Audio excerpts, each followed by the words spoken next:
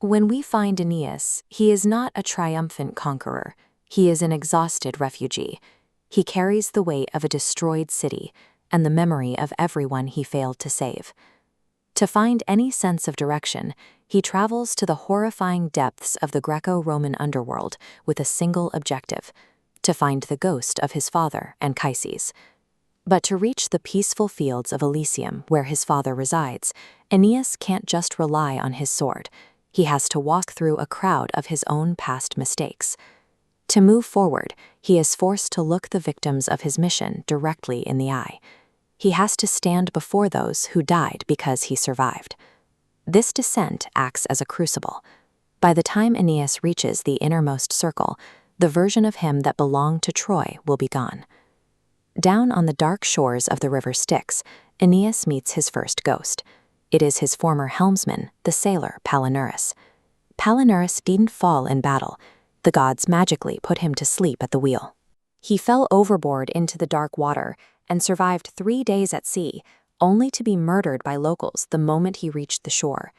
Seeing his old commander, Pallinuruss begs to be smuggled across the river, or at least given a proper burial. But Aeneas's guide, the Sibyl, refuses. Mortals cannot break divine law. Instead, she makes him a promise.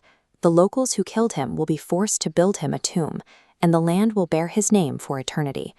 Hearing this, Pallinuruss's despair vanishes. He finds comfort in knowing he won't be forgotten. Aeneas sees that while a leader cannot save every life, he can ensure that their sacrifices are permanently honored by the history they helped create. Moving deeper into the underworld, Aeneas enters the fields of mourning. Here he is confronted by a ghost from his most recent failure, Dido, the queen of Carthage. When Aeneas was a desperate castaway, Dido took him in. They fell in love.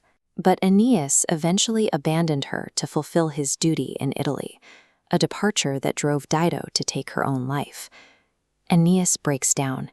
He weeps and swears that the gods forced him to leave her, begging for her understanding. Dido offers him an unbroken silence. She glares at the ground, turns her back on his apologies, and flees into the shadows to reunite with her first husband. Aeneas is forced to accept that some wounds can never be healed, and that his destiny carries a price that an apology cannot pay.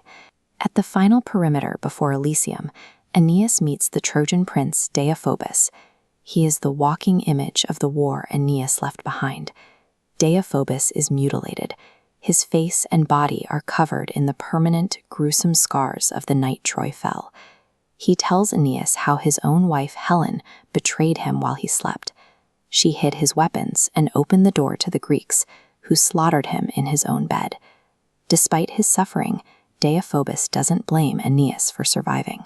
He shows a quiet resignation, telling Aeneas to stop mourning and keep moving toward the glory that awaits him. When the man who suffered most in his place gives him permission to keep going, the internal knot begins to loosen. Aeneas has finally heard the words he couldn't say to himself.